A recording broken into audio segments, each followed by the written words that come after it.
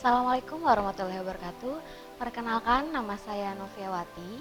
Saya mengajar Bahasa Indonesia. Kebetulan untuk semester ini saya mengajar kelas 10. 10 teknik mesin, 10 TKR, 10 RPL, 10 MM1, 10 MM2, 10 PB, 10 AK, dan 10 AP. Hari ini kita akan belajar tentang teks hasil laporan observasi. Apakah kalian sebelumnya pernah mendengar atau membaca apa itu teks hasil laporan observasi? Baiklah, Ibu akan menjelaskan tentang teks hasil laporan observasi. Teks hasil laporan observasi merupakan teks yang berisi penjabaran umum yang di dalamnya terdapat penjabaran sebuah hasil pengamatan dan sebuah hasil observasi dari seseorang. Di dalam teks observasi terdapat struktur. Apa itu struktur? Struktur merupakan bagian-bagian dari teks tersebut. Anggap saja struktur itu sebagai contoh badan kita sendiri. Dalam badan kita terdapat kepala, badan, dan juga kaki. Sama halnya seperti teks hasil laporan observasi.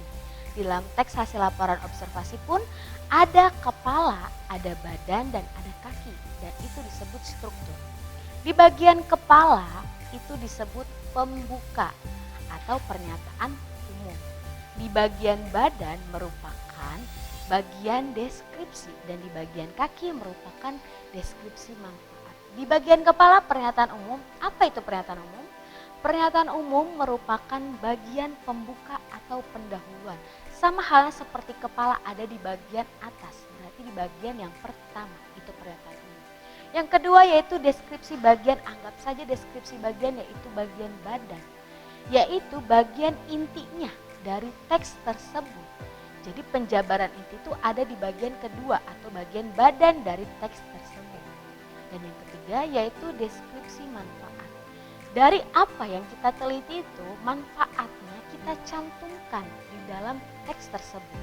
Manfaatnya contoh, kita akan observasi tentang buah jambu.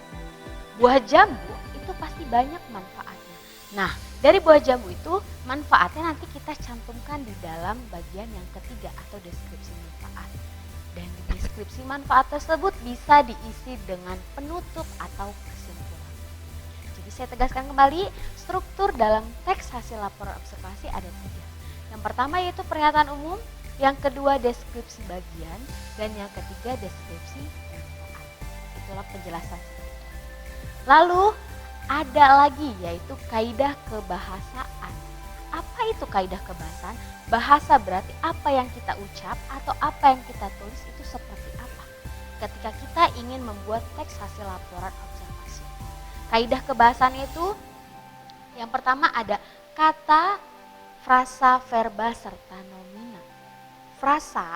Frasa itu merupakan kelompok kata. Verba merupakan kata kerja dan nomina merupakan kata benda. Itu baru satu poin. Kata, frasa, verba, dan nomina. Poin yang kedua yaitu afiksasi. Mungkin sudah tidak asing di telinga kalian. Apa itu afiksasi? Afiksasi merupakan pengimbuhan. Pengimbuhan, contoh, bermain. Kata dasarnya adalah main. Pengimbuhannya yaitu ber. Jadi bermain. Contoh, berlari. Kata dasarnya adalah lari. Afiksasinya yaitu ber. Memberikan. Kata dasarnya adalah beri. Mem dan an di bagian belakang itu merupakan afiksasi. Selanjutnya poin yang ketiga yaitu kalimat definisi dan deskripsi. Definisi, sudah tidak asing apa itu definisi. Contoh, misalkan coba kalian definisikan tentang bunga. Otomatis di otak kalian itu akan bunga adalah, bunga yaitu, bunga merupakan. Itu yang disebut kalimat definisi yang menjelaskan tentang pengertian. Apa bedanya dengan deskripsi? Deskripsi. Contoh, deskripsikan tentang bunga. Pasti bunga itu ada tangkainya, bunga itu ada daunnya, bunga itu ada kelopaknya. Berarti penjabaran. Contoh dari kata deskripsi itu terdiri, terbuat. Lalu poin yang keempat yaitu kalimat simpleks dan kalimat kompleks. Simpleks, anggap saja simple. Kompleks, contoh untuk kenyataan umum, kompleks. Anggap saja itu perumahan. Komplek itu lebih dari satu. Ada komplek A, komplek B, komplek C, dan komplek lainnya. Simpleks itu simple. Kalimat simpleks merupakan kalimat yang terdiri dari satu klausa karena simple. Sedangkan kompleks berarti tadi sudah dijabarkan karena banyak kompleks berarti terdiri dari dua klausa atau lebih. Ibu jelaskan lagi. Jadi kaidah kebahasaan itu terdapat 4 poin. Yang pertama kata, frasa, verba, serta nomina. Yang kedua adalah afiksasi. Yang ketiga adalah kalimat, definisi, dan deskripsi. Yang keempat adalah kalimat simpleks dan kompleks. Nah, Ibu akan membacakan contoh dari hasil teks laporan observasi. Kita ambil contoh, yaitu mengenal suku Baduy. Sambil kita perhatikan strukturnya. Orang Kanekes atau orang Baduy adalah suatu kelompok masyarakat adat subetnis Sunda di wilayah Kabupaten Lebak, Banten. Masyarakat suku Baduy di Banten termasuk salah satu suku yang menerapkan isolasi dari dunia luar. Itulah salah satu keunikan suku Baduy, sehingga wajar mereka sangat menjaga betul pikuku atau ajaran mereka, entah berupa kepercayaan atau kebudayaan. Nah, itu strukturnya berarti pernyataan umum menjelaskan kembali Baduy itu berasal dari mana, dari Kabupaten Lebak. Lalu selanjutnya, Baduy dalam belum mengenal budaya luar dan terletak di hutan pedalaman. Karena belum mengenal kebudayaan luar, suku Baduy dalam masih memiliki budaya yang sangat asli. Mereka dikenal sangat taat, mempertahankan adat istiadat dan warisan nenek moyangnya. Mereka memakai pakaian yang berwarna putih dengan ikat kepala putih serta membawa golok. Pakaian suku Baduy dalam pun tidak berkancing atau kerah. Uniknya, semua yang dipakai suku Baduy dalam adalah hasil produksi mereka sendiri. Biasanya, para perempuan yang bertugas membuatnya. Mereka dilarang memakai pakaian modern.